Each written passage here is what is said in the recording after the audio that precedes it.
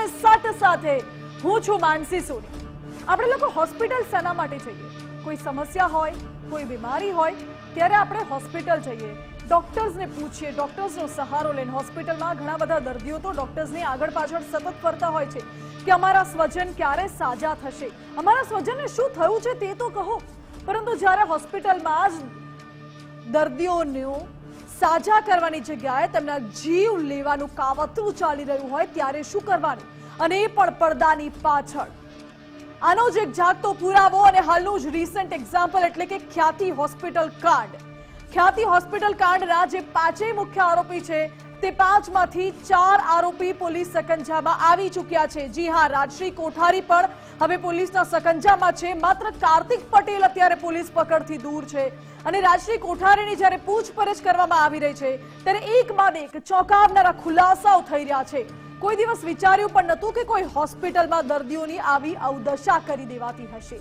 જી હા, રાજશ્રી કોઠારીને જ્યારે પોલીસ પકડીને કોર્ટમાં લઈ ગઈ, કોર્ટમાં દલીલ થઈ અને ચોંકાવનારી દલીલમાં એક બાદ એક કાંડ સામે આવ્યા છે જે સાંભળશો તો તમે પણ ચોંકી ઉઠશો। તમને હોસ્પિટલ પર જવું કે ન જવું તે ડર સતાવશે।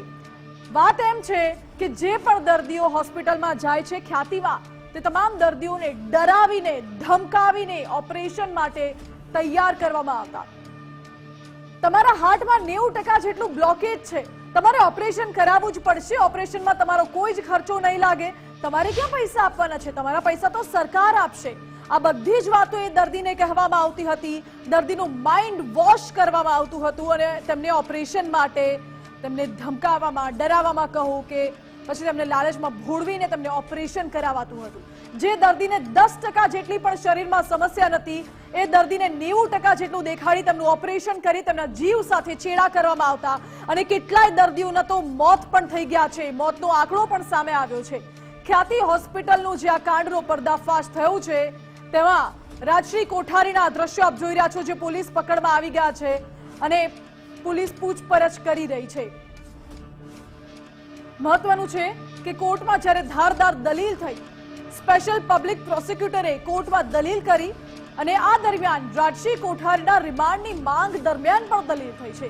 કોર્ટમાં આજે શું થયું તેની અપડેટ્સ આપને આપી દઈએ। સૌથી પહેલા નાના નાના ગામમાં પણ કેમ્પ યોજવામાં આવતા હતા। જેમની પાસે PM જય કાર્ડ હોય તેમને અલગ રીતે ભરાવવામાં આવતા હતા અને પોસ્ટમોર્ટમ રિપોર્ટમાં તો એવો પણ ઘટસ્ફોટ થયો છે, કેટલાક દર્દીઓના પોસ્ટમોર્ટમ રિપોર્ટ સામે આવ્યા એમાં કે ઓપરેશનની કોઈ જ જરૂર નથી। ખ્યાતિ હોસ્પિટલ કાંડમાં જે દર્દીઓ મૃત્યુ પામ્યા છે તેમનું પોસ્ટમોર્ટમ કરવામાં આવ્યું તો ખબર પડી કે આ તો સાજું સારું માણસ હતું જેને માત્ર શરદી કે ઘૂંટણમાં દુખાવો જેવી સામાન્ય પરેશાની હતી।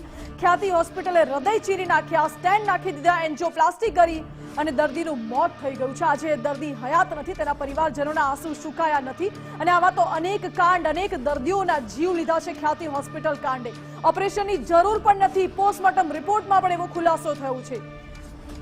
આ દરમિયાન પરિવારજનોએ સવાલ પૂછે છે કે શું હવે તમે અમારા દર્દીને, અમારા સ્વજનને પાછા લાવી શકશો? પૈસા માટે, માત્ર થોડાક રૂપિયા માટે તમે આવું કર્યું, થોડાક રૂપિયા માટે આખા માણસને તમે ઉલવી રાખ્યા। આરોપી રાજશ્રી કોઠારીના 10 દિવસના રિમાન્ડ મંજૂર કરવામાં આવ્યા છે અને રાજશ્રી કોઠારીની જ્યારે હવે પૂછપરછ વધુ કરવામાં આવશે તો હજુ પણ આવા તો કેટલાય કાંડ ખુલે તેવી શક્યતા છે। આજે કોર્ટમાં આ બાબતે દલીલ થઈ છે। મારી સાથે વધુ અપડેટ્સ આપવા માટે જોડાઈ ગયા છે સંવાદદાતા કલ્પિન ત્રિવેદી। કલ્પિન, રાજશ્રી કોઠારીને લઈને આજે કોર્ટમાં શું દલીલો થઈ?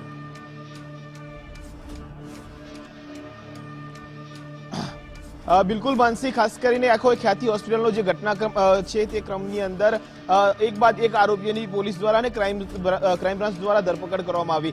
તબક્કાવાર જોઈએ તો રાહુલ જૈન હોય કે પછી તમામ જે ચિરાગ રાજપૂત હોય, તમામ આરોપીઓની ધરપકડ કરવામાં આવી। છેલ્લા ઘણા સમયથી હોસ્પિટલની ડિરેક્ટર રાજશ્રી કોઠારી છે તે પોલીસ પકડથી દૂર હતી। ખાસ કરીને એક બાદ એક તે લોકેશનો બદલતી રહી, પહેલા ગાંધીનગર, ત્યારબાદ અમદાવાદ છોડ્યું અને અમદાવાદ પછી ગુજરાત રાજ્ય અને રાજસ્થાનની અંદર તેને શરણું લીધું હતું। રાજસ્થાનની અંદર તે છુપાતી ફરતી હતી। ક્રાઇમ બ્રાન્ચને બાતમી મળીને તેની ધરપકડ કરવામાં આવી। આજે તેને ગ્રામ્ય કોર્ટ સમક્ષ રજૂ કરવામાં આવી છે. 10 દિવસના રિમાન્ડ ગ્રામ્ય કોર્ટે મંજૂર કર્યા છે. પરંતુ માનસી, આ તમામ બાબતોની વચ્ચે સ્પેશિયલ પબ્લિક પ્રોસિક્યુટર વિજય બારોટ દ્વારા જે દલીલ કરવામાં આવી એ ખૂબ જ ધારદાર દલીલો હતી. ખાસ કરીને વાત એટલા માટે છે કે જે મુદ્દાઓ ટાંકવામાં આવ્યા, કારણ કે અત્યાર સુધી આ હોસ્પિટલની શું મુખ્ય ભૂમિકાઓ હતી, હોસ્પિટલ કઈ સ્થિતિમાં હતી, હોસ્પિટલને કયા સ્ટેજ પર લઈ જવા માંગતા હતા, તેના પાછળના ષડયંત્રો શું થયા, તે મુદ્દાઓ આજે ખાસ કરીને કોર્ટને ટાંકવામાં આવ્યા, કોર્ટનું ધ્યાન દોરવામાં આવ્યું છે. અને ખાસ કરીને તે મુદ્દાઓ એ છે કે હોસ્પિટલ દ્વારા એવા લોકોને ટાર્ગેટ કરવામાં આવ્યા કે જે ગ્રામ્ય વિસ્તારમાં લોકો રહેતા હોય,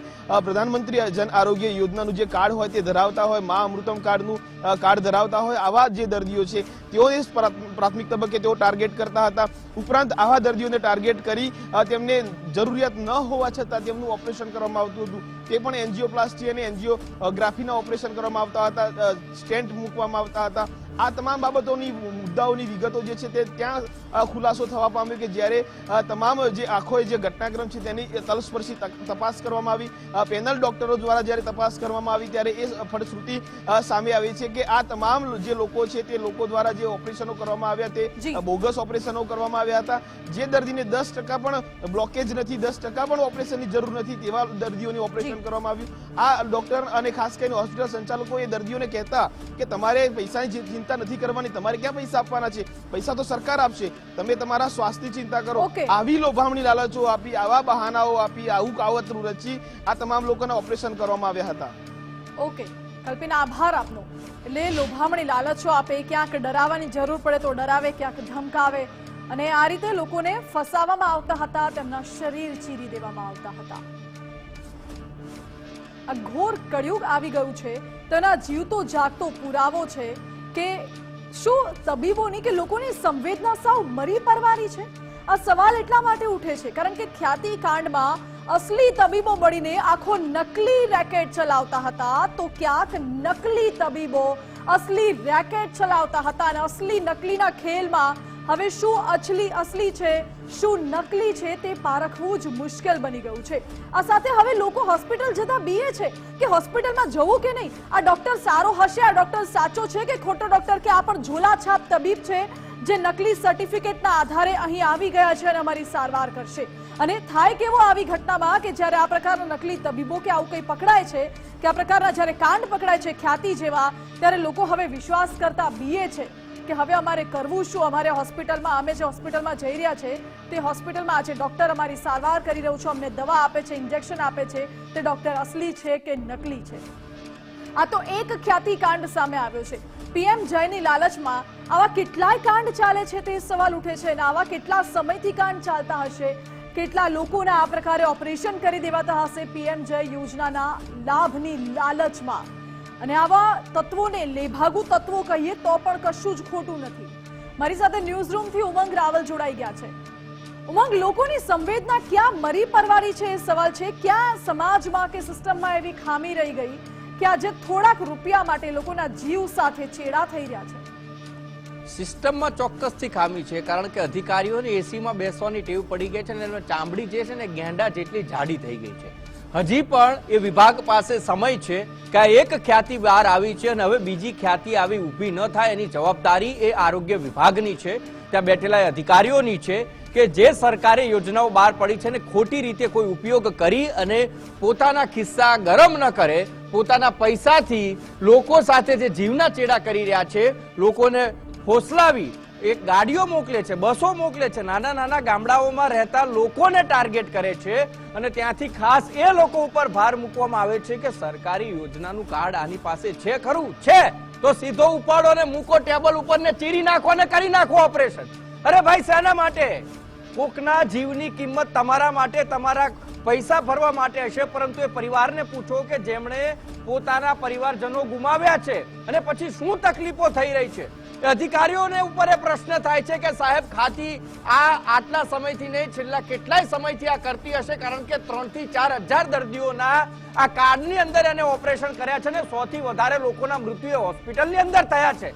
તો અધિકારીઓ શું કરતા હતા? કેમ કોઈ ઇન્સ્પેક્શન કે તપાસનો, ચેકિંગનો કોઈ વાત ના આવી? આ તો ભલું થજો કે એક દર્દીએ આખો મુદ્દો જે ઉપાડ્યો, એમના પરિવારજને ઉપાડ્યો નાખ્યો, પછી આખો કાંડ બહાર આવે. ત્યાં સુધી તંત્ર તો ઊંઘતું જ રહ્યું ને, તંત્રને તો ભાળ ન જ પડી. કે ભાન પણ ન પડ્યું કે આ હોસ્પિટલોનું આટલું બધું બિલ કેમ આવી રહ્યું છે, ફ્રી કેમ્પ કેમ કરી રહ્યા છે, ક્યાંક દાળમાં કાળું તો નથી ને? આ તપાસ કરવાની જ્યારે બુદ્ધિ ન સૂજી ને ત્યારે જ આવા ખ્યાતિ હોસ્પિટલ જેવા લેભાગુ તત્વો છે હત્યાકાંડ કરે છે. અને એટલા માટે જ આ લોકોની હિંમત થાય છે કે અધિકારીઓને કઈ નથી પડી, વિભાગને કઈ નથી પડી, આપણે તમતાર સરકારના તિજોરી ખાલી કરો અને જેમ આવે એમ ઓપરેશન કરી અને લોકોને છે મારતા રહો. 30-40% જેટલું બ્લોકેજ હોય તેમ છતાં પણ ઓપરેશન કરી નાખે એવી આ વાત જે છે દલીલ થઈ છે કોર્ટની અંદર. અને એમાં પણ હવે તો જે રાજશ્રી બેન જે હતા રાજસ્થાન ભાગી ગઈ હતી બેન, એને પકડી લાવ્યા છે અને 10 દિવસના જ્યારે રિમાન્ડ મંજૂર થયા છે એટલે આમાં પણ હવે મોટા ખુલાસા થવાની ભીતિ છે. અને આની પાછળ હજી પણ કહેવું છે કે સાહેબ સરકારી અધિકારીઓને હજી વાર નથી થઈ, હજી પણ સમય છે, જાગવાનો મોકો મળ્યો છે, જાગૃત થવાનો મોકો મળ્યો છે. જાગી જજો અને આવી હોસ્પિટલ ગોતજો જેથી કરીને જે લોકો છે એના મૃત્યુ ખોટી રીતે ન થાય. જી ઉમંગ, બિલકુલ આભાર આપનો. ખાસ કરીને હવે જાગી જવાનો સમય છે કારણ કે સરકાર અત્યારે એક્શનમાં આવી ગઈ છે અને જો સરકાર અને કાયદાના સકંજામાં તમે ભરાશો તો તમારી ખેર નથી, એ સમજી લેજો.